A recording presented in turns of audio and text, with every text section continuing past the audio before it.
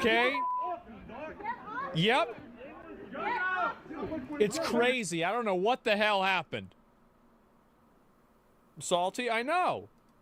Go to school the next morning because your parents told you to. Is it gonna be playing this tonight or is it going straight to bed? Oh, as much as I know. When school tomorrow. My mom made me do that for Halo too. This is peak motherhood right here. This is the first one that I've taken him to. And how do you like it so far? It's not bad. It's a little more awake than I thought it would be. And he's happy. That's the important thing. Look at how happy this kid is, man. If you had a mom like this, call her. Because I certainly did, and it was a great fucking time. I don't know what the hell she's fucking cool. I mean, I remember the Wrath of the Lich King release. It was me, my mom, and Cody and Jeff, the four of us in the car. And somehow they hoodwinked me into being the only person that was standing in line, and I had to buy everybody's copy. And then they got to sit inside the heated car because it was also super cold. It was like Wrath or Cat, I forget which one it was. And yeah. Custom is that. Mom's like, yeah, I'll get you the player's guide and the prestige edition of Modern Warfare 2, but you gotta go to school tomorrow. Would you take that deal? I'd make that deal. I don't blame you. Damn good deal. This is just one of the thousands of stories you can uncover when combing through midnight release videos on YouTube, most of which posted by channels with like 100 subscribers. Yep. 14 years ago. Yeah. You know what? If you ever went to a midnight... You know, we recorded the Wrath of the Lich King or the Cat. We recorded that night. It is somewhere in my videotapes. I don't know where it is, but it is somewhere. At release, it's your duty to share your story in the comments below. Yeah. I want to read them. We may not have any more opportunities this was for the PS2. to create new stories, but we can relive those memories, and they'll live on in the comments section. In today's society, it's easy to get complacent and lazy when every necessity and comfort can be bought or delivered straight to your house. Doesn't it feel like we have less reasons than ever before to leave the house? As if technology has made life so convenient, that's why everybody's getting fat nowadays. Those wild, unpredictable journeys we used to go on. And that's kind of boring. But boredom is the last thing you'll be feeling today after watching this video. Because today I have combed through the desert and unearthed the coolest, the most insane, hype as fuck footage of midnight releases on this planet. Why were midnight releases so awesome? And why don't we do them anymore? Today we are huffing nothing because you got a bunch of dick boys sitting around trying to scalp everything. They need to have a new policy. When things are sold, 1 item per guy. Hello. Have a good one. They good do. Day to you. It's so fucking annoying. See you later. Have a good one. Ultra fumes. So come the scalpers, on in. Hop into my time machine, buckle in, maybe 2. Halo 3 Legendary Edition helmet, all right. And let's maybe take one 2. last ride down memory lane. World of Warcraft, baby!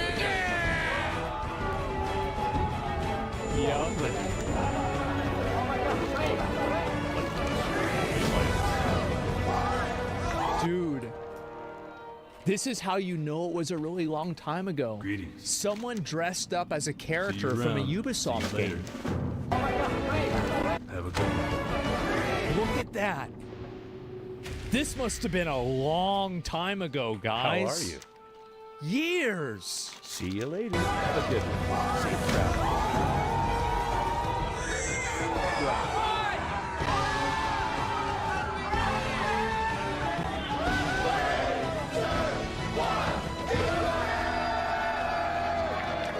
Man. Teaser, reveal, hype, anticipation, excitement, energy, and release. This is the formula for video game launches. Oh, video games. And midnight releases were the release of everything we've been feeling, everything that had built up to that moment. When we walked out of the store with the game in our hands and a big-ass grin on our face. Yeah. And each midnight release was different. They were all like the climax of a story. Also, quick note, I'm officially launching the Ackman subreddit that I created like 7 years ago. Link is gonna be in the description. I've never shouted it out before, but go join the community there. Feel free to ask me any questions, post memes. You can post more or less whatever you want. It's the beginning of the Just end. keep it about gaming and the channel and all of that. So yeah, subreddit down in the description. Anyways, the reason midnight releases became such a huge deal is obvious. We all shared in that anticipation. We all reveled in the calm before the storm. Going to a midnight release made you feel like you were part of the in-group, an exclusive club of hardcore gamers that wanted to get that next release as soon as possible, faster than anyone else. You'd encounter other hardcore fans along the way, strangers. I never would. Everybody that I always encountered in the release parties was always so bad at the game. Like, they didn't know anything about the game. They were so dumb. And like, yeah, absolutely. Are we allowed? Yeah. I remember thinking like, yeah, these guys are super casuals compared to me. You would share with them they're what you were wannabes. most excited to see in this new release. It was a community potluck. And for better or worse, mostly better, midnight releases gave gamers a space to be themselves in public. Do you want to know one of the things? And like, one of the only places that has even a remnant of this is like local FGCs, like fighting game communities. That's the only place that you can get a vibe that's even close to this nowadays. But every midnight release was different, depending on the store, the game, At the like a fan base, local and the level, city. right? It seemed like every GameStop would have free pizza for people, and they could have ordered it from the shittiest pizza They did not have free pizza at my GameStop. shop in town, but goddammit, you've been waiting for 5 hours, so that They pizza did not. tastes divine. They did Midnight releases could be small local gatherings Yeah. or massive publicity stunts that take place in Times Square with thousands of people waiting Yep. in line. People That's where would Ninja fly did the out thing. to New York Yeah. just to experience the release I of have that Halo shirt. 3. I'm going straight from here to LaGuardia, flying to Chicago, and going home to play the game. Did you come here just for this event? Yeah, I came here just for this event. They don't have this in Chicago? They do, but it's not this. You come here for the See, the experience. thing is, people don't realize how big it was. Like, Halo was the game. Halo was like Fortnite at the time. This is like, you know, my father went to Woodstock. This is our Woodstock of a generation. You know, at some of these events, they'd bring out voice actors. For Modern Warfare 2, they had the voice actors Yeah. for Soap, Price, and Ghost. And even these guys would be like, this is insane. They'd sign autographs, talk with fans. Yeah. I've got to say I'm overwhelmed because I never really realised just how big this would become. It's just mad. This is back when like the people like they would just get inside the crowd and just hang out with people. And you want to know like where that still happens? It still happens at like ExileCon. Like I saw tons of streams and it was just a bunch of people just sitting there like Chris Wilson or like Jonathan walking around and like, hey, it's the guy. So outside of things like Comic-Con, there weren't many opportunities to meet these people whose Yeah. work you really enjoyed. Why did you have to be here first? I just had to meet David Hayter, man. I have so much respect for the man. Dude, I just Metal Gear Solid was like, it's actually crazy how good of a franchise that was. And I'm sad that it's kind of like over. I wish they could make a new version of it. I think that they can. It just needs to be made by the right studio. I had to get it to meet him. I wanted to autograph and just let him know, like, he's really appreciated among the gaming community. There's something so wholesome about Because it. like this is also, so this is a release for, I guess, maybe Metal Gear Solid 4. And like this was coming off the heels of Metal Gear Solid 3, which was like insanely fucking good. That was the main one that I played. Actually, it was the only one that I played. It's like this. So what are you going to say to him when you get to meet him? Snake. That's the only thing I can get through my head right now, man. I'm still thinking. Dude, you've had 19 hours. That's what you came up with. Yeah.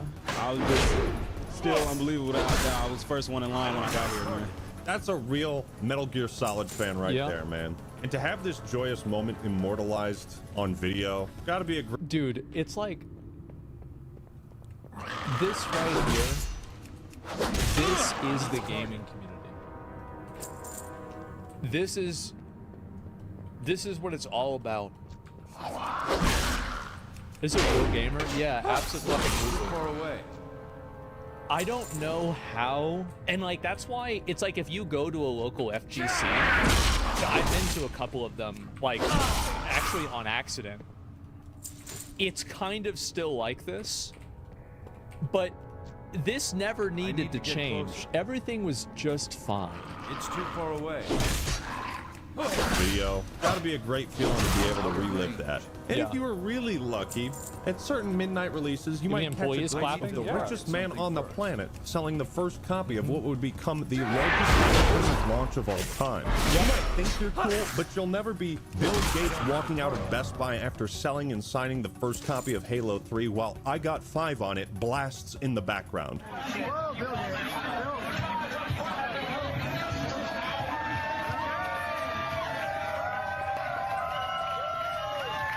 I'll never be that cool. It was so good, man.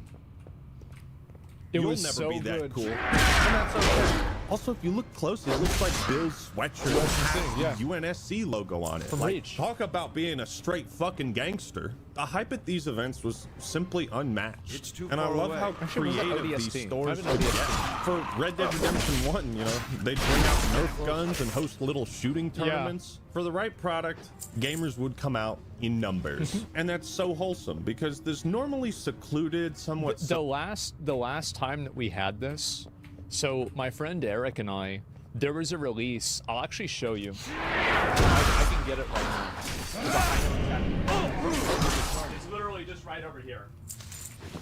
So we went to the early release of the miniature Super Nintendo because we're both 34 and we grew up playing this console. And I swear to fucking God, it was like 7 in the morning, if not 6 in the morning. And every single guy there was our age, and half of them had wives or girlfriends in the car that were like this.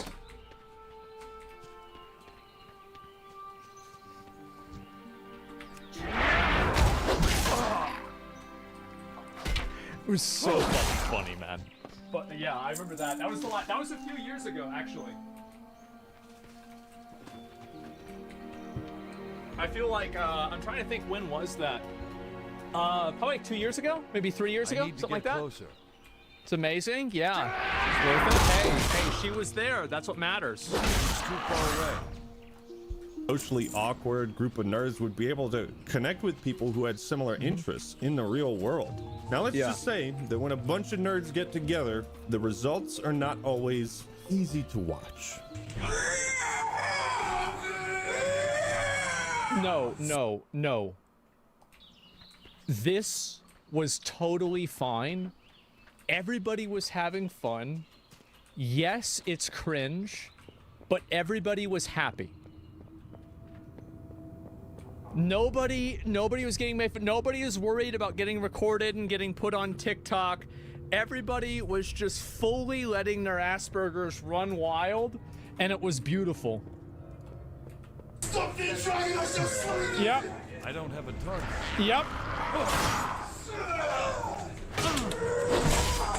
Man, what you're experiencing right now is called secondhand cringe. If you're wondering what is happening in this clip, this is at the midnight release of Skyrim on 11/11/11. Never forget. And the scene playing out in front of us is a performance of what it's like to fight cliff racers in Morrowind. Come on over here. Come on over here. No, you flip me off. Come on, coward. To do this in public, in a GameStop, not is amazing. Is absolutely, look at his hat. Look at, this is what it's all about, man. Yeah, this is what it's all, he's so happy. Yeah, the thing is, it's a no judgment zone. Everybody thought it was funny, and it was fine. 9 years after Morrowind came out. Yep. That takes balls. Now, you may wince, you may cringe, but at the end of the day, goddammit, you will respect commitment. They were happy and they were having fun at the end of the day. The bit. I'm a fucking cheeseball. I thrive on the cringe of my skits, if you can call them that. I think we should take a big fat f***ing shit all over their f***ing and I'm just gonna sit here looking cool. Midnight releases gave gamers an opportunity to feel like they were normal, you know? These were times where we all came together to celebrate this hobby we have so much passion for. Whether it was Gears of War, Halo, Call of Duty, Metal Gear Solid, Borderlands, Assassin's Creed, everyone had to do the same thing. Wait in line for hours. And when you're bored, you find creative ways to pass the time. You sure Tell do. me about your most epic quest or battle to date. Raiding this girl's molten core. Midnight releases were also great publicity for the companies. Look at all these gamers excited for our product. News media would pick up on the story. It would tap in. Yeah, it was a whole news event, man. It was great. Into that like viral marketing effect, where even your friends who weren't Halo fans would get excited for the game because every one of his friends was excited. People coming together for a video game. Yeah. Are you excited? Yeah. I am now. Like I wasn't before, but like seeing this. It was always cool when they gave out knickknacks or merch or free t-shirts, but it wasn't just good for publicity. It was also an opportunity to put on a show. The first thing I said was, I'm performing there. Cool, I didn't ask about how much they paying, how much this. I said, can I get a copy of the game? And they was like, Yep. yeah. I was like, all right, cool. For Call of Duty games, That's it. He just wanted the game. It was so good back then, man. It also kept the retailers open. It did. Well, this is the reason why. Is that you had to go on there for that kind of stuff. You needed to. have guys dressed up in military garb. They had fucking Frank Woods watching the door. He's the bouncer. Yeah. Now, ladies and gentlemen, I want to show you an out of context clip of something, okay? Brace yourself.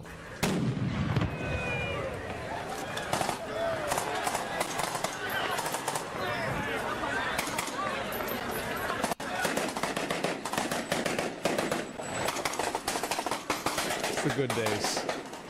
Yep. Quiz time. What do you think is happening in this video?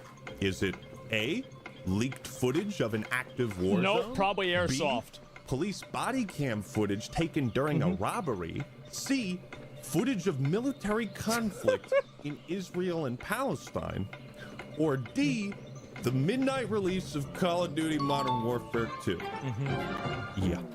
It's fitting that Modern Warfare 2, as one of the most controversial games of the last 20 years, would have an equally controversial and insane midnight release event. There's no fucking way anybody could get away with putting something like this together and get away with it. I mean, look at this. They're throwing flashbangs. Yep. Listen to all this fake gunfire. They got a fucking Humvee out on the street, and the crowds of people are just behind them. There's people lying on the street in front of the GameStop pretending to be corpses. Look at this shot. Look at how ominous this looks. Well, it's because people back then, like nowadays, everything is like, if they redid this nowadays, people would lose their minds because they would turn it into like, oh, this is like police shooting random civilians or something like that. This was before the era of like total intellectual dishonesty with all things. They're securing hostages in a GameStop to promote a video game. Now, I was so curious about this, I had to look it up because there's 2 videos of this event, and I tried my best to figure out if there's more footage, if this was a news story. I couldn't find shit. But what I did find is that for some reason, this video has the GameStop store number and the city it was in. Yeah, it was no big deal. This was posted 2 days after this video. Yep. But I was able to find where this exact GameStop was. Man. And I cross-referenced it with the Best Buy. Oh, God, I swear to God, if it's closed and it's replaced by, like, some fucking bullshit store, I'm gonna be so upset. The background. Ladies and gentlemen, this is where it happened. And I just think that's so cool. I want to know the story behind this. So people of Waynesville and North Carolina, help me out. I can't find shit about this. If you were there, if you have footage, reach out to me, post it online, something.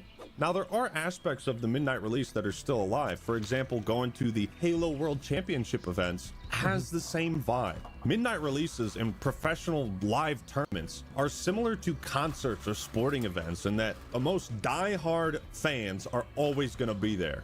Midnight releases were like football games. You were there to root for your team.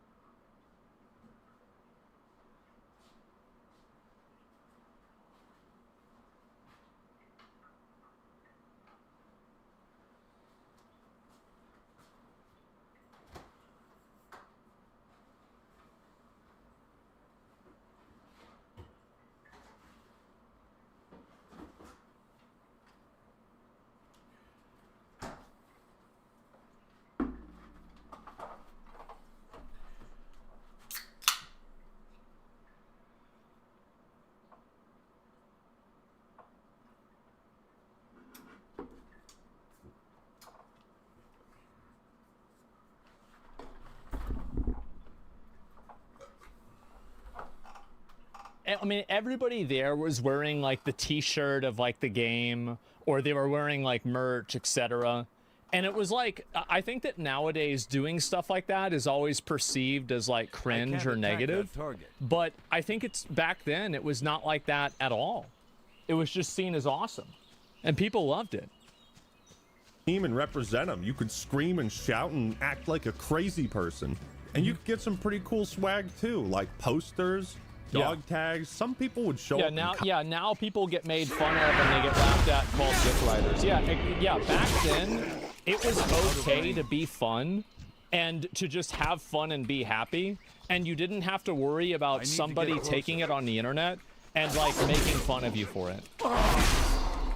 Cosplay outfits, there'd be tournaments, giveaways, raffles, exclusive merch. You'd see people with Lancers at Gears of War midnight releases and Master Chief cosplayers at Halo ones. And at midnight releases for Grand Theft Auto games, people would get jumped. Yo, fucked up, yo. Yeah, it looks like you belong in Grand Theft Auto. The fuck?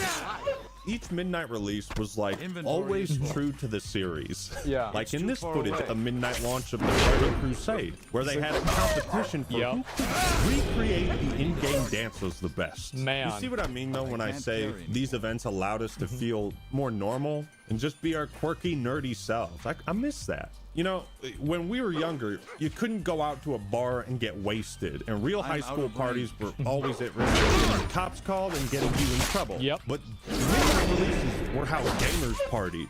Some people would party a little too hard, like this guy, Halo Reach midnight release party arrest. Of course. What I love so much about this is that the video starts this way. Like, we have no idea why this guy is getting arrested. He deserved it. You can tell. Only imagine what happened prior. But also imagine going to a midnight release for Halo Reach. You and always not being can. able That's to right. play Halo Reach that night because you got arrested at the midnight release for Halo Reach. I think one of the magic ingredients for a midnight release was the physicality of it. Gamers were mostly indoors, we socialized on Xbox Live. But it was also that feeling of like actually having the game in your hands, right? If you were one of those people who got there first and you walked out with like a legendary or collector's edition, everybody else in line would just be like, damn, fuck, I wish I got that one. That looks cool. And that 15-second walk they were out expensive. They're like $100 too. Store as you go past the line and towards your car. That was like a lot of money back then. Especially when we were younger, in like school, 15 years you got ago. a lot of responsibilities, homework, sports. There weren't many opportunities to stay up all night playing video games, and most parents wouldn't let you. So it was fucking amazing when you could like break the rules just one time. Or shit, maybe your parents wouldn't let you ever break the rules, so you'd sneak out with your buddies while they slept in. And it was like that youthful desire to rebel that I think so many gamers found appealing. We're on our way to pick up Halo 2 at GameStop at Southfield Mall. I have to confess, I'm going 30 over the speed limit right now. And there's the social nature of it, right? You'd see your friends at the store, you'd wait in line with them, shoot the shit, then you'd all go home, hop on Xbox Live, and keep chatting as you all played the same game. Or you'd go to someone else's house and experience the game together in person. Also, because a lot of us were teenagers at the time, we didn't really have a whole lot of disposable income. So some of us had to make the tough decision to trade in games at GameStop. I traded away my Donkey Kong in order to get Mario Sunshine. I remember this very well. Looking back on it, I should not have done it. Hope I actually have enough money to buy this. It will be some and the trade-in value was always fucking garbage. Get this shit. I don't give a fuck about this. I don't give a fuck about this. Definitely not. And I already have a copy, another copy of this. He made the right call, trading in these games for Black Ops 1. That is a tough call to make. But the most powerful of the midnight releases, in my opinion, was that of a new console generation. The Halo, or PS2, yeah. It's the next evolution of PlayStation, and they're doing it right from the beginning. Backward compatibility, allowing you to play the old games, so PlayStation doesn't die. You don't have to buy new game cartridges. Whether it was the PS2, the Wii, the 360, each new console was like unlocking a new Super Saiyan version, and how it radically changed everything. Well, the PS2 also was huge for its time. I don't think people respect how big of a deal the PS2 was. I think PS2, especially, like, it came out in like 99 or 2000, I forgot which one. It was relevant for like 10 years. It had one of the longest lifespans of all consoles, and it was a DVD player. So it was coming out right when DVDs were coming out too. And they did the same thing with the PS3 with Blu-ray. Ball Z after the Frieza saga. It radically changed our lives. I remember my friends waited in line for 7 hours to get the Wii on day one, and that's like a core memory of us throwing those fucking controllers, hitting the wall, laughing our asses off. Man, it was so much fun. Now, before we talk about how Midnight Releases died, I have one final thing I want to show you guys. It's the very first YouTube video I was in, the Midnight Release of Skyrim.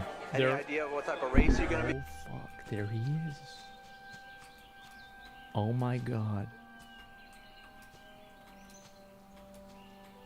Damn.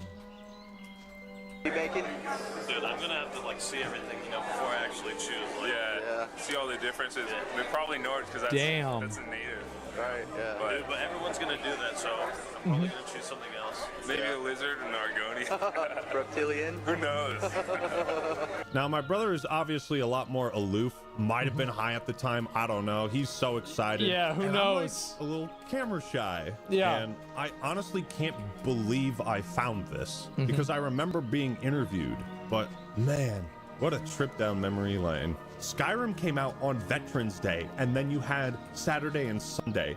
So it was perfect. That is literally the most perfect release date ever. On Monday, everybody was talking about Skyrim. So I just wanted to share that bit of Actman lore. I also think crazy. It's funny. I call my brother the new YouTube star. YouTube star. A little profit. Everybody wanted to make YouTube videos and stuff like that back in the day. It was such a big deal. Because like that was whenever YouTube first started like getting popular, and like they introduced their partner program and people were making money with YouTube. And so that was the first time on the internet that it really became like known that it's like, yeah, this idiot can just sit in his room and make videos, and if people watch them, he gets money. Crazy paradigm shift there. But with how much hype and money and attention and publicity Midnight Releases generated, one has to wonder, why did they die?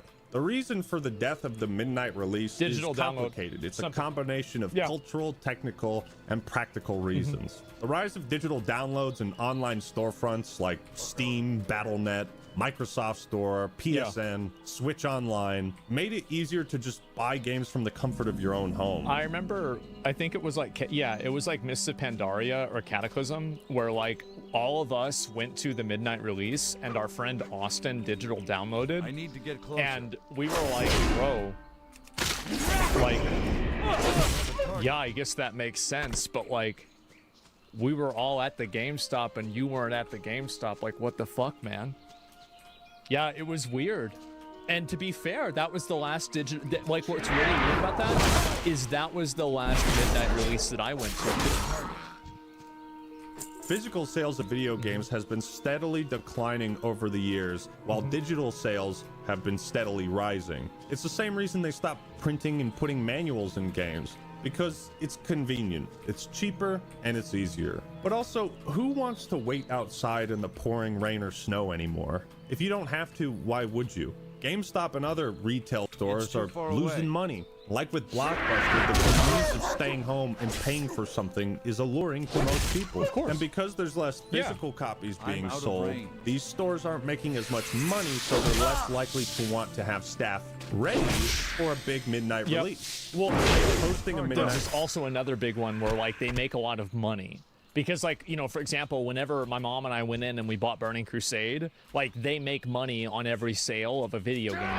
If they didn't, then they wouldn't be able to exist. But I also bought a t-shirt there. So it's like, this is a huge opportunity for them to make tons of money. Release impractical. The other thing is timing. I remember going to the midnight release of the Master Chief Collection, except it wasn't a midnight release. They started selling a game at 9 p.m. and I was honestly disappointed that there wasn't a line. Isn't that weird? Then I got home and played Master Chief Collection, and the disappointments continued for a few years. Many publishers have decided to release games at the same time, as in they might come out on midnight if you're on the East Coast, but it'll be 9 p.m. over here on the West Coast. This is probably overall better for business. It is better, and it's a smarter way of doing it, but there's always something that's left behind. I think that's kind of how it happened. It's sad, but it's reasonable, but sad. Like I said, it means we don't get to experience the game at midnight at all. Then there's also the prevalence of pre-order bonuses and early access special editions. Those muddy the waters even further, because it's like, so when exactly is the midnight release? Well, it depends on how much money you spend. It's kind of shitty, right? Yeah. More money, me, now? And all they did was just come up with an earlier release date, and it's just more exclusive and more expensive. The prevalence of online communities is also another reason midnight releases have fallen out of favor. It's a little sad to say, but I hang out with people and friends on Discord more than I do in person. So we're less likely to get together as a group to go out for a midnight release. I'm also a content creator. I think it's also people get older, right? And so, like, a lot of guys that are, like, our age, like, maybe more people have, like, a family or they have a job now. So they don't have the same amount of time that they used to in order to go in and, you know, do this stuff. Like, you know, they've got to take their kid to work in the morning, so, like, they can't stay up past, like, 11:30. And that's just how it is. And I think also the younger generations, they aren't really... That value isn't... There's no nostalgia value to them. It's just seen as a disadvantage. It's like, oh, damn, okay, well, now this is annoying that I have to go up there. Why would I want to do that if I could just get it at home? And so, like, the amount of people that, like, really would be the target audience for this stuff, like, gets a lot smaller. I know, big shocker. So if I really want to play a game the moment it comes out, I'm kind of incentivized to stream it. This also means part of my audience will want to watch me, and therefore they won't be going to a midnight release with their friends. Multiply this concept by like a million different content creators, and it just means most people are staying inside to play a new game, or they're staying in to watch their favorite streamer play it. There was a very critical moment when I started to realize the gaming industry was changing, and that was the midnight release for Halo 5 Guardians. You see, my brother Halo 5? Of his best friends, Matt, people still had a played routine it? of going to the midnight release for each Halo game, starting with Reach. But my brother had to work, so I went with Matt. We got to the GameStop. They were selling it at 9 p.m. Not a massive line.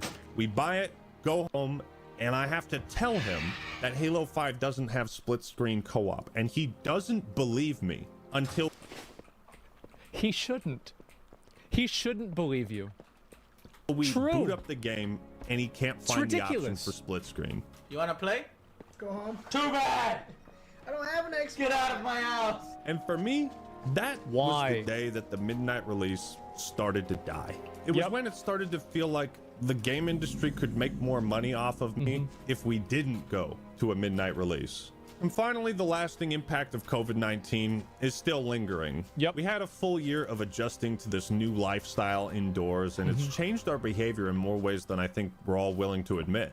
A lot of businesses died during COVID, but the ones that thrived during COVID were all digital, except toilet paper. I wish I had bought some toilet paper stock before COVID. Anyways, COVID-19 more or less was the final nail in the coffin for midnight releases. COVID also killed E3. COVID killed 24-hour Walmarts.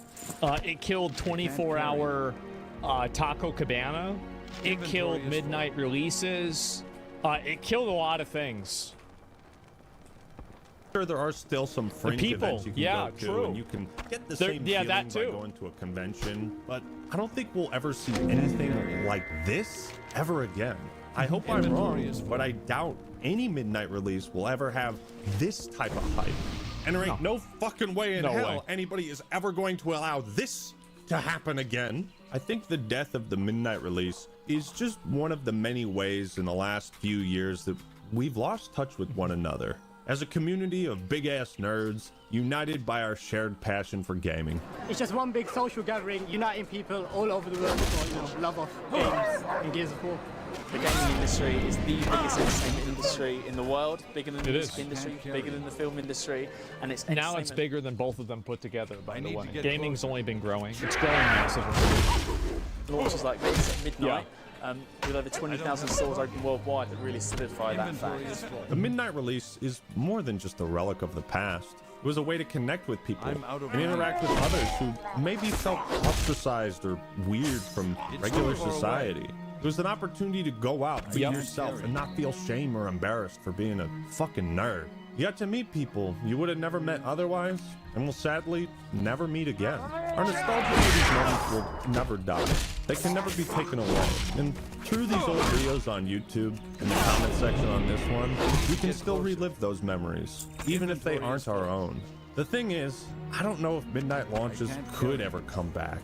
At least not the way they used to be. And while that might seem sad, doesn't that make our memories even more valuable? I think it's sad. It is. It's like it's a, don't cry because it's over, smile because it happened moment. Yeah, sure. I think that's fair. But I do certainly wish that there were a lot more people who were involved with this stuff. I do. Like, it does feel like it's the end of an era in that way. But I feel like now that COVID is like pretty much completely over, I mean, let's be real, it's been over for probably a couple of years now. You're gonna see more in-game and like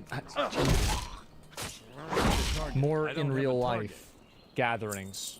Inventory is full. And for games and stuff like that, and you're gonna see a lot more of it. Can't recreate them. It's sad to think about the death of the midnight release. Because they do make money with events like this too. Hell of a life. Until the next pandemic, yeah. You just had to be there. You just had to be there. Yeah, look at it. It's right here. Look how big here we are. That's the size of the Switch too. 6 hours away. Right now, this is like the best GameStop ever. Why don't we do this more often? I don't know, bro. They need to release more games. What are you looking forward into the game? Killing, just like walking around and viewing it. I don't know, dragons are kind of cool, I guess. Dragons? Enough said? Yeah. Let me see that. Beautiful. What people would do for a little entertainment system. Yeah. I'm here for the PlayStation 2. The best entertainment system to hit the world. It's gonna be great.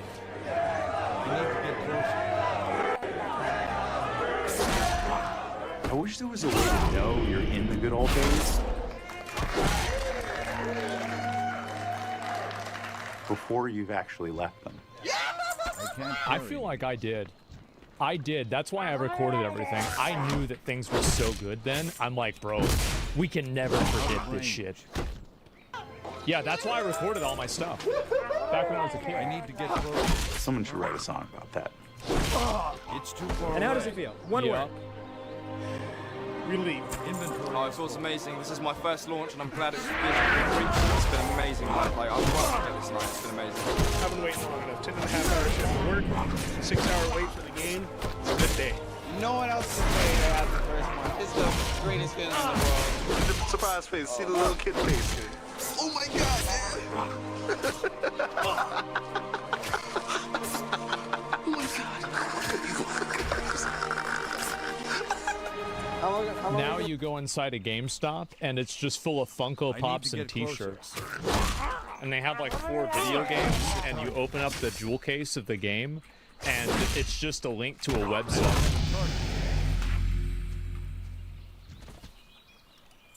Play for him. Yep. All night. All week maybe. All week.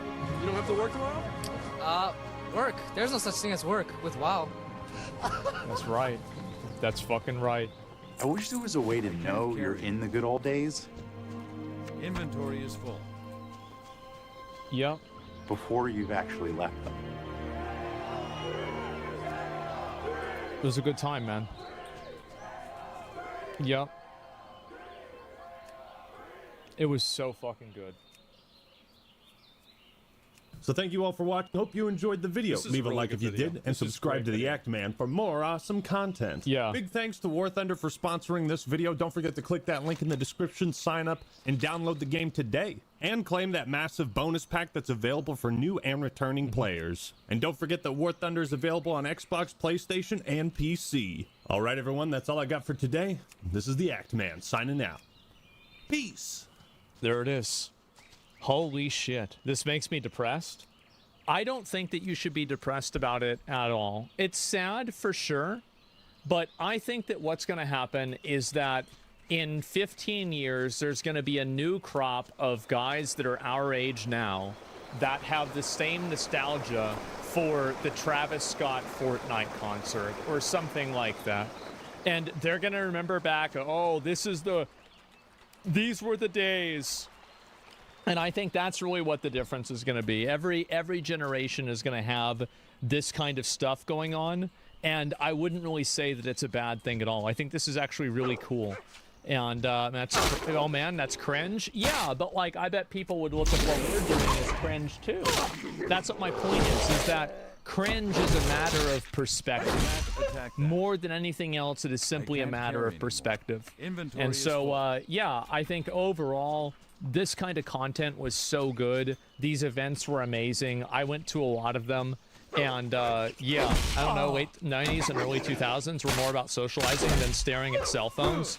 Yeah, if there was an event now, you'd have like 5 like IRL streamers there. Everybody would have their phone out. They'd be looking at their phone. It's definitely a very different culture than it was back then. It really was, which I find to be sad. We've certainly lost a lot because of that. I can't carry anymore. It's time for the games industry to stand up for itself. Rise I'm sick up. and tired of people pretending like there's not a problem. They see it, they recognize it, they know it's there, but for whatever reason, they just will not talk about it. Over the last few years, there's been a growing divide.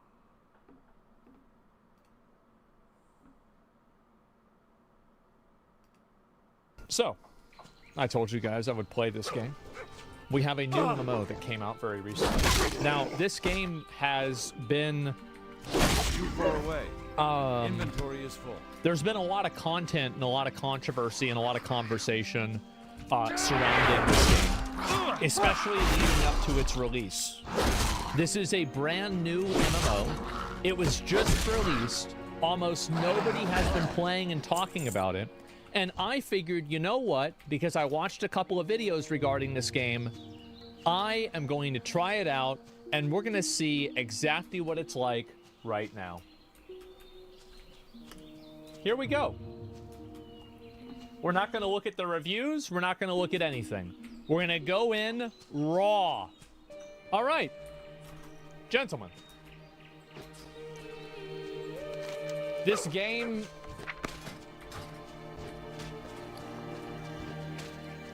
Well, how about you want to have a little bit of fun right now, guys?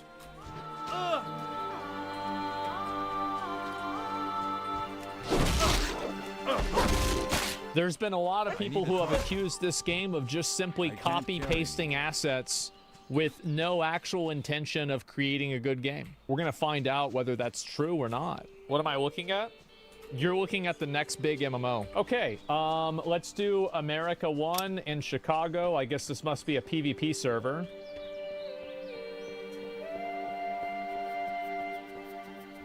Looks like I gotta load in.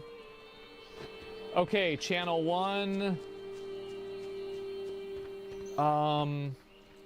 Okay, well, we're just gonna join this, and let's create our character. All right. So I've got my basic guy. My generic guy. Okay, so we have our samples. Okay, this guy's got a pretty big head. Okay, this guy's old as fuck. This guy's a fat ass. Also old? What else do we have? We got this guy. Okay, we got Jason Momoa here. That's pretty cool. What the fuck? What the fuck? That looks like that weird edit of Brendan Fraser.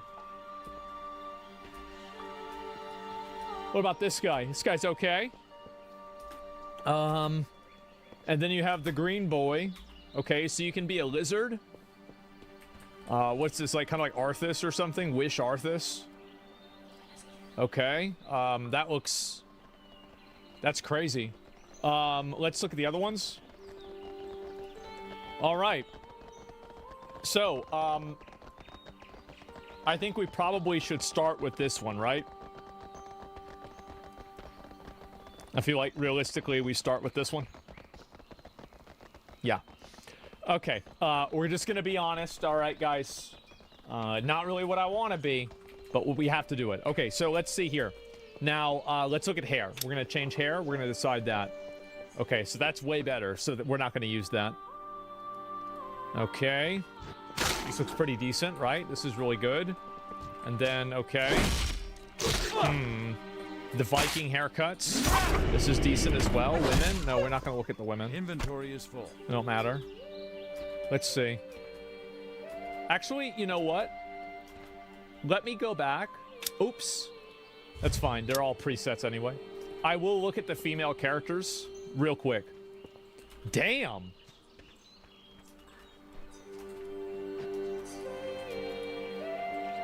Okay. Not so bad. For the Alliance. Decent character creator.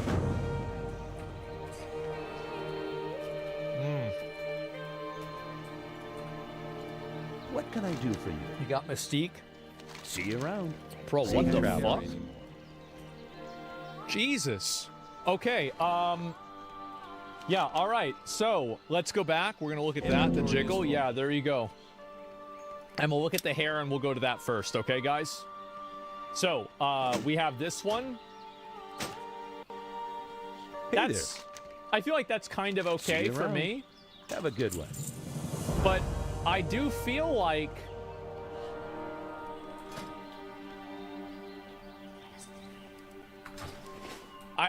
I do feel like we might have to go with this one. I mean, I don't want to go with this one, but I feel like we might have to. Let's look at the other ones first. Okay, what do you guys think? Does that look good on me? No, I don't think so either. Okay, let's look at a few more of these. No, no, no, no, no, no. No. Okay, so we're gonna go with this one. All right, that looks decent. And, oh, he's fat. Oh, look how fat he is. Okay, let's see if, can I fix his fatness? Swelling. Oh, what the fuck? What is this, like, what the fuck?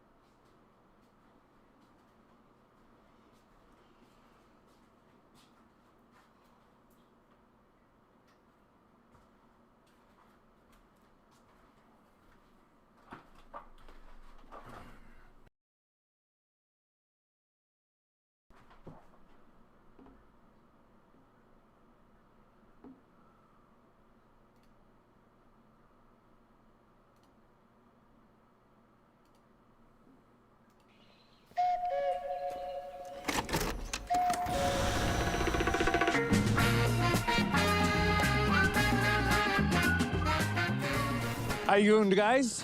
Another episode of Steak and Eggs. And how many do we have left now? 14. 14 episodes left, gentlemen. That's not even a bad amount. It's pretty good. Yeah, it's a little while. About like, I don't know, a few months. 14 left until what? Until well, we don't know yet. But Yeah. based off of the last one, you know, she's really good at these, you know? I'm really good Yeah, at being she almost is. right. It's impressive. And so today we have S-Fan. How you doing? I'm good. I'm Yeah? good. What have you been up to? I just got back from California. So you were hanging out with Shroud and Baby No Money, gaming in Los Angeles Dude, with the boys. How was it? I'll tell you, that's some of the most fun I've had in months. Really? It was just random stream. So I was going to host a Plunder Storm tournament for Blizzard. Yeah, right? yeah. So I go to host this tournament, and Shroud had mentioned that he wanted people to come on his Fragathon. He's like, hey, best fan, Right. you can come. That's cool, cool. So I hit him up and said, hey, I'm actually coming to California. I got to go host this tournament, and then I'll come over after. Yeah. I'm on Twitter, and I see Baby No Money is at Riot doing something. Yeah. And I'm like, for his Victor cosplay. I don't know if you saw that stuff. yeah, I did. I did see some of that stuff. He told me all about it. He and Will Neff were being Super gay. Being goof boys? They were Yeah. super gay. Nice. You wouldn't get it. It's Tongue big and stuff. throat. Like, it Yeah. was gay. Yeah. Oh, wow. That's Yeah. impressive. Yeah, apparently there's like this whole like what was it? Fandom fiction something. Oh, yeah, yeah. Where like it's Jace and Victor, right? Yeah. Yeah. So it Well, was it's there's like some stuff Like to fan it, but shipping. I get it. Yeah. Yeah. Head canon. yeah, so they were like playing into it, and apparently like it just popped the hell off on Twitter. Nice. Now that's not what I saw. My algorithm did not lead me there. Uh-huh. My algorithm led me to just a I picture saw it of on him TikTok. standing Yeah, there. look at them, bro. Oh, my God. Yeah, I mean that was that's a lot. Wow. Okay. That's- It's beautiful. yeah. Oh, wow. How amazing. So, yeah, basically, so you were over there, and I mean, I guess, like, that was crazy. So, what were you guys doing? Like, just gaming or Just what? gaming. I mean, like I said, I saw him on.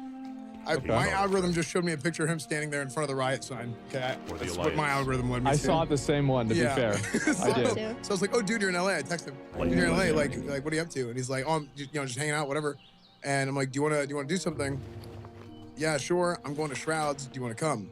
So I tell Shrouds like manager, like they're the production guys over there, and they're like, dude, Shroud's actually a huge Baby No Money fan.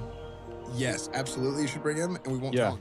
So we just show up, and I didn't tell him Baby No Money was coming, and he walked out, and he was like, I've never seen Shroud so stunned. Like, he was just like confused because he came out and he knew I was coming. He didn't know when, but he knew I was coming. But then he's like, he sees me, he's like, yo, what's up, dude? He's like, wait, what? He was just so confused. Wait, so what's this Fragathon? It's like a charity thing. Yeah, he's right? doing a charity event where he's just like streaming like nonstop to like raise money.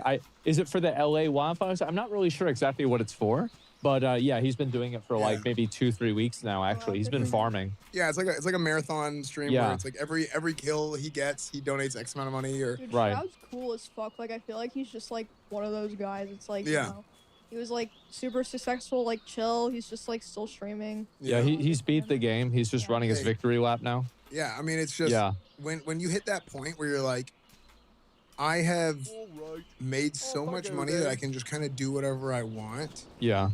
Actually, You need something? you can kind of make the best content because, like, See you if later. you can just do whatever you want. You do whatever you're doing as best as you can do it. What because would you really care do about if you had all the money in the world? day to What would you. you do? it. I play Kingdom Come Deliverance. Okay, so you've been starting best playing that game. Yes. How is it? It's really good. Really? Yeah, Okay. Yeah. The training in game is unbelievably helpful. Yeah. So like you go and you actually do training with like the guy who like runs like the military barracks or whatever. Yeah, yeah. Captain Bernard, and he's like, okay, this is how you do this. You know, you wanna slash from up, and then right as soon as you strike, you want to try and hit from the right. And it's very precise. Yeah. And it's for me, I'm like one of those hands-on learners. Uh-huh. Like I don't know how to read, and I don't know how to listen. I know how to do. Yeah. So I'm a doer, and if you are a doer, that game is perfect for teaching you how to play, and it's very rewarding. So Have a Yeah, good one. that's the gameplay side of things. That's the combat and the gameplay side of things. The actual like story is incredibly good. Yeah. The way things are paced is good. There's constantly something happening, and also if you're the kind of gamer that just I like dumb shit. Yeah. I like bugs. I like when something funny happens. It's What can so I do like for you? It's so it good. makes the game so real to me. Like it's like this It is like adds to the authentic. drama, Yeah. Yeah. For the So Alliance. little stuff like that happens, and I love it. There's nothing like For it. the Alliance. So yeah, Light so bless far you. Kingdom Come has been careful. really good. Yeah, bro, I started playing Cyberpunk and I love Yes. dude, the bugs just crack me up. Yes. I mean, they're not even that bad. It's just like something like really Be random will happen. Like someone will just like walk through like A cutscene a or bunch something? of shit. Yeah. Yeah, or like just like a car will just like randomly like explode or something. Yeah. Yeah. Well, like when Cyberpunk came out, it got When it came out, those bugs weren't so funny, were they? Oh yeah, I did because there hear were so about many of that, them. Yeah, the bugs. This is what I heard. Yeah. I didn't know because I didn't play on launch. Big mistake. But I heard that it was the last gen version of the game that was really broken. But if you were playing on PC or PS5 and stuff, it was not nearly as bad. Now it did have its problems, but I heard it was like the Xbox 360 version or Xbox One version. Yeah. Right. The PS4 version was bad. It was such a long time ago, it's really hard for me to say. I mean, like, I will say, though, like, I played Cyberpunk and I played through the intro of the game. Have you gotten to the point, Emmy, where they, like, show the title of the game and everything? Yeah. Okay. Yeah, so I know like when you play as like the other guy. That shit is crazy. fucking It is so insane. fucking good. It's so I was good. in shock. And so, yeah. Good, yeah. I hope that there's, so you've liked the game so far? Yeah, I like it. Okay, good. What's been your favorite part? Like, My favorite part. do you remember like what quest you're on? Like what stage of the game you're on? Well, okay, so I'm about 5.5, 6 hours in. Okay. And I was really so I really like the beginning because of the characters at the beginning. Yeah. But now it's like Yeah. Yeah, that did kind of suck. Actually, it's good, Yeah. but it kind of sucks right it, when it it happens. is like it's good storytelling, but it's Mhm. like man. Man, when they were sliding down that fucking building, that was so Yes. badass. That was so fucking cool. Yeah, I remember playing it the first day on stream, and then like after all that shit happens, they just roll the title of the game. I'm like, oh my god. And like, especially to compare it to like other games, like I played Star Wars Outlaws, and it was like the most fucking piece of shit game you could ever imagine. And I'm thinking back to Cyberpunk, I'm like, what am I doing? And like, to be fair, I'm farming YouTube content. It did really well. But like, other than that, man, I can't imagine playing that game again. Cyberpunk was amazing. I need to play it again and finish it.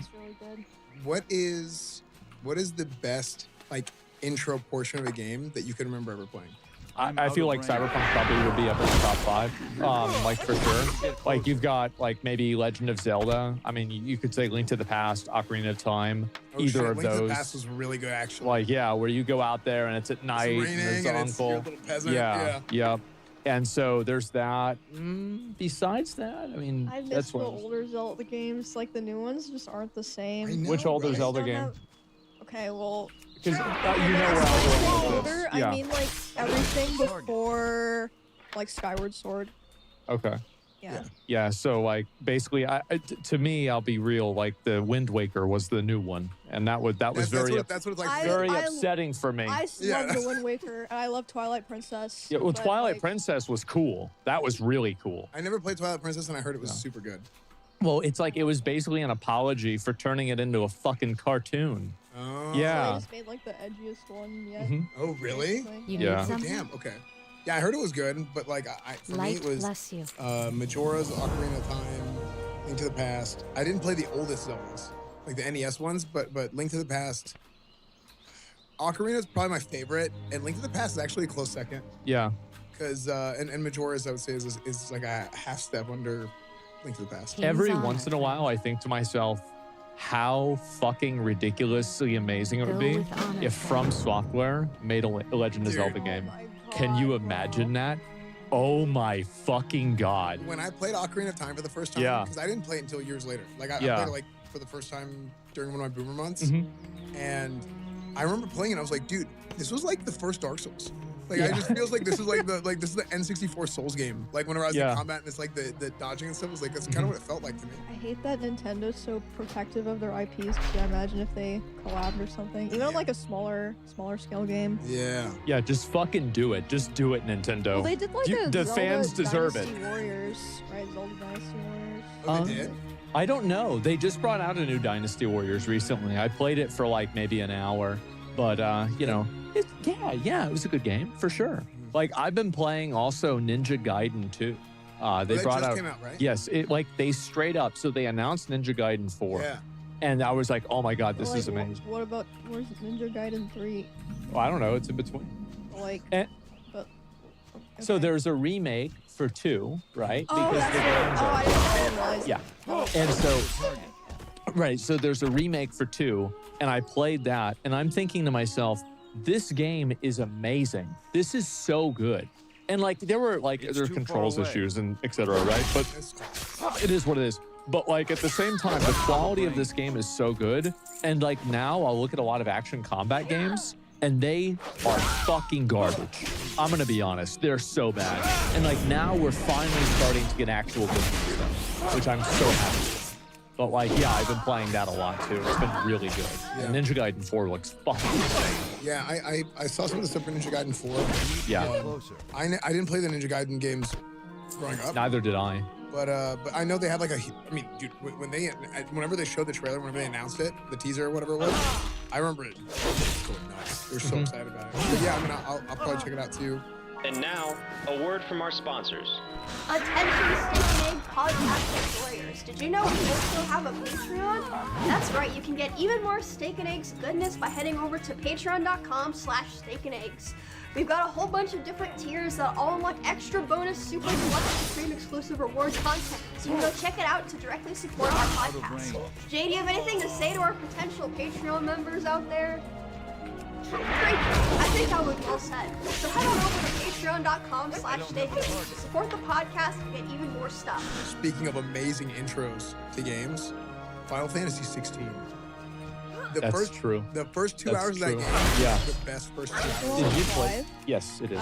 Yeah, I played the intro for that, yeah. That's so Or I fucking played the insane. demo. The demo was the whole intro. They just played the whole intro. Yeah. Yeah, and that was probably the best 2 hours of any game I've ever played.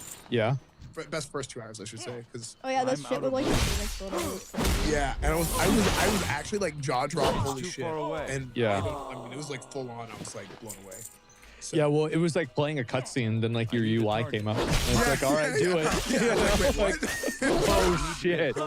It was amazing. Yeah, I love that game. That game was so good. I think that Final Fantasy 17 is going to be insane. Because I think that like 16, there were a lot of things that 16 didn't do. And it's like a lot of the criticisms for like, for example, like for Black Myth Wukong were a lot the same, where it's like, there's not a lot of exploration, things don't have invisible walls, etc. And like, there's not a lot of character building in the same way that like old RPGs had. Right. So I think that like when 17 comes out, it is going to go absolutely insane. Yeah. Because they're going to have it perfectly calibrated in, and they're going to take all the feedback, and they're going to make it even better. Yeah. That's what I think is going to happen. I mean that's what I would hope. I think what they did was, so Square has a hero, I don't have a target. right? And it's not. I guess it's self-inflicted, kind of, but Yeah. it is what it is. Final Fantasy 16. Wait, do I have to play the first 15? Oh yeah, And so I feel like Square sees what the issue is that they have to overcome, right? The problem they have to overcome is, and that's okay. We got to try and get new players acclimated to our games, even though it's Final Fantasy, 15, 16, Yeah, 17. I always thought that. I was like, well, I never played the other ones. So, Right. Yeah. So, a little bit behind.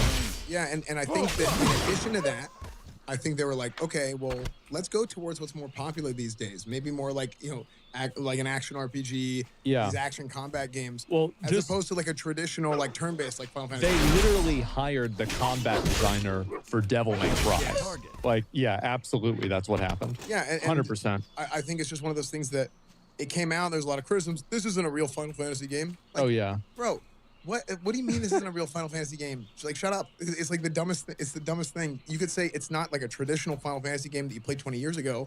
Like, I love Final Fantasy 7.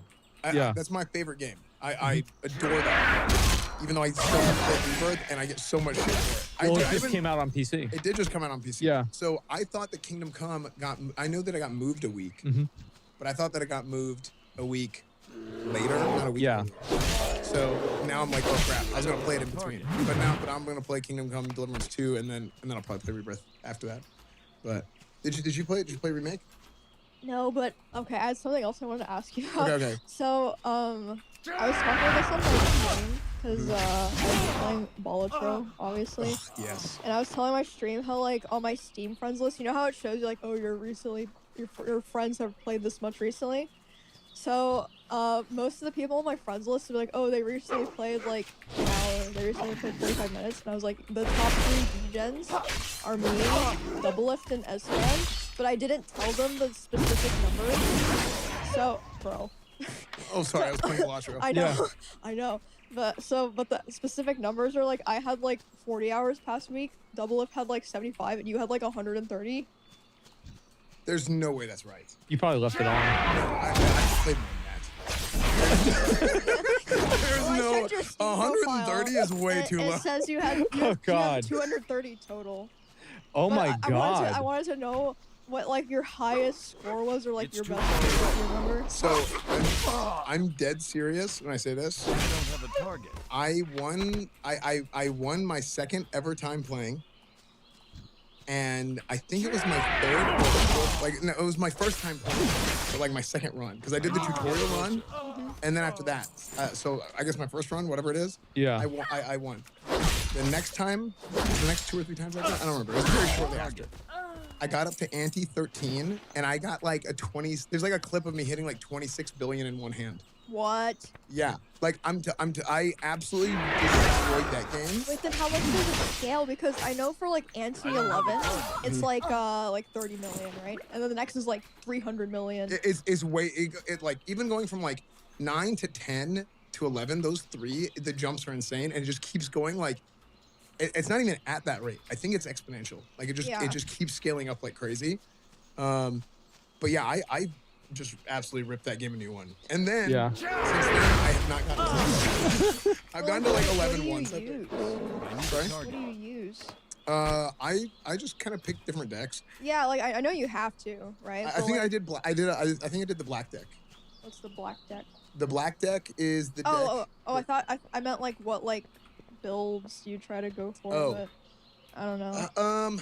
So what am I mean, doing like a high card build is kind of fun, like with going with a high card build with DNA and Hanging Chad is fun, because you know you go and it's like, okay, you get multiple, you play one card and then it plays that card 3 times, but then if you play that card and you have DNA, it like, okay, I discarded that card, but then it puts a copy of that card back in your hand so you can play it again.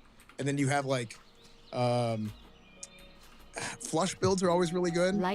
Flush builds are pretty easy, I feel like, because you get a lot of points for how hard it is to actually get a flush.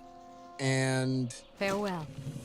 The build that I've been trying to do a lot of recently is, I forget what it's called, but the card that gives you 8 points for every time a 2 is played, and trying to make a bunch of copies of 2s, and then that way it's like 8, 8, 8, 8, 8, and just stacks up. Because I got it once. I keep trying to do it, and I got it one time where it was up to like 400 points or something. So it's just 400 chips just right off the rip, and then I can scale off of that on the back end. But like the build variety in that game for all the different types of things that you can do is just, it's endless. Yeah, like it's insane. It's such a good game. Yeah, it's like Vampire Survivors level of like dopamine hit. Yeah. Oh god. Actually, I'll be honest. I think it's more. Yeah. I think it's more. I think it's way more. Yeah, because it's more mentally like, especially like if you're like a math person, it's like way more engaging. Yeah, you're like multiplying the numbers. It's like, yeah. No, I get it. I only played it a little bit. Like I played it maybe for like a few hours, but I didn't really get a chance to like really go off stream and just degen the game. Yeah. Which is like, that's whenever I really get engaged to something. You know, that's what I'll like really get excited for. But otherwise, yeah, I'm not sure. Yeah. I don't do that as much anymore. Like Really? whenever I play games off stream, I usually feel like I'm like I should be live. You're like, you're wasting it? Yeah, I feel like I'm wasting it. Yeah, because I played Need something? I played mouthwashing See off you later. stream. I don't know if you've heard of that game, because it was a I've game never that heard like of mouthwashing. it well So I heard of it because a lot of people were talking about it on like TikTok and Twitter, and then obviously like some people were playing, like Asmon played it, and but yeah, I kept seeing like people on like TikTok and Twitter talking about this game, but I thought like, oh, it's like a shorter like story game. It's probably not that good for stream. I wish I played it on stream so bad. I told you. I told that game was good. That was a really, really, really good game. I have so I have my like short list of like, I don't know what to call them, but like my off stream, my guilty pleasure games. Yeah, yeah. And like, Elatro is one of them. But I mean, I have it up in windowed mode, and I'll be like in a flight path in WoW, and I'm like, yep, Elatro, Yeah. play hand. But then Dave the Diver was another one for me. Yeah, you went really hard on that game. Played a lot of Dave the Diver, but it was almost entirely off stream. I streamed it like 1 or 2 times, I think. Yeah. But I think I have a lot of hours in it. Yeah. But I'm not very far. I just have a lot of hours. Just play the game. I just played it. I just like swimming down there in the ocean. It's nice. I feel like that's the good way to play a lot of games, is like instead of being super goal oriented, you just go in there and fuck around. Dude, right? Yeah. I'm telling you, streaming like freaking ruins your brain when it comes to games sometimes. Yeah, you're very goal oriented. Yeah. I'm so over it. Like I was literally thinking about this like a week ago, and I'm like, nope, I'm done. It is, I have to like remove this part of my brain that's like, it's like my brain has become calloused in the last like 8 years. The content brain. Just over and over again. And I'm like, I need to like shave this off, and I need to go back to playing games like you play games. I'm gonna look. I will save, intrusive thought, pull out a bow and arrow, and I'll shoot the peasant in the head, and I'll reload. Yeah. And I'm like, look, I'm just gonna do this like 6 times because I feel like it. And I think See what happens. Yeah. You know, and it's like, it's like I gotta beat the game as fast as I can. Like, Yeah, it's streaming so far does away. definitely contrive things where it's like you don't take as much time to just take things in and just like look at things for what they are. Whereas like when you're off stream and you're just playing a video game, it's like you're just looking at it, and it's much more passive, right? There's not like a degree of pacing that's expected. You can just sit there and do fucking nothing for 2 hours, which is exactly what I do. I mean, that's kind of the approach I'm taking with this Kingdom Come playthrough. Yeah. I'm just gonna play the game. And Right. I'm not gonna try and like, I will have goals in the sense of like, yeah, I'm gonna do this quest now, I'm gonna do that quest. But like, I'm just gonna play it how I play it, and it has been so refreshing and so fun, and just make it goofy. Great. I'm having a great time. So. That's what I did with Elden Ring. Like my playthrough was like 100 and something hours. Yeah, like yeah. I was just fucking around. Like, oh, let's see if I jump the horse off of this. Nope. Yeah. Like that's and that's funny. it. I also, that was great. personally, I think that's fun to watch. Yeah, it is. I don't like watching shit where somebody's just trying to rush through the game. Speed running it. Yeah, exactly. I'm like, just watch the thing, enjoy it, take it in. Yeah, I feel like that's like another thing is that if you do that, there's definitely the people that want to watch the speedrunners. Yeah. Like I remember XQC would go live at like 5 in the morning to play a game that would come out at 7 in the morning. On his New Zealand PS5. Yeah, on the New Zealand PS5, so we can play the game a day early. And then, yeah, for like Ghost of Tsushima, I remember this. And he would play the fuck out of it. He would speedrun the whole game in 1 day, beat the game. Like Elden Ring, he like 1-shot or 2-shot Elden Ring. Yeah, something like that. And like 24, 30-hour stream, never played it again. Yeah, I mean, the thing is like, and it's so funny. It's fine if people want to play the games that way, but I think most people don't play games that way. Yeah. And I feel like Why would you? Why would you? Well, it's entertaining to watch it happen, is though, to entertaining be to watch it fair. happen. It is. And yeah, and I'm not taking away from that at all. But I mean, Yeah. The average person who does that's what I'm Uh-huh. whenever I say most people. Yeah, like an average like a person is consumer. going to do that. Yeah, the average consumer doesn't do that. Mhm. And I think that for me, I just enjoy it more. Yeah. I can, and I have played games like that before. Yeah. But now I'm old. And tired. Right. No, but I just kind of after a certain amount of years, you kind of start. You see, you've seen how green the sides of both grass is. Greetings. Or both sides of the grass is. Excuse me. Yeah. And you realize that it's not green either way. So just do what you want. Yeah, everything sucks and it doesn't matter anyway. Yeah, exactly. That's the lesson from this. Well, I mean, I feel like there are so many good games coming out now because like for a while, like I feel like before maybe Elden Ring or maybe like one other game before that, like every game that came out was, it was just bad. And now it's like every game that comes out is good. Yeah. And it's amazing. But to be fair, I mean, I think that the new Assassin's Creed will break that record. I don't know if you've seen any. A little bit. Yeah. Wow. I'm actually excited to play that because I hope it's not good. Well, so it's to your really point- funny. I made a flow chart of it, and it said like, Asmund plays game, farming hype for the game, and then it's like the two different things. Game is bad or game is good. If the game's bad, then I make content about being bad. If the game's good, I make content about being good. I can't lose.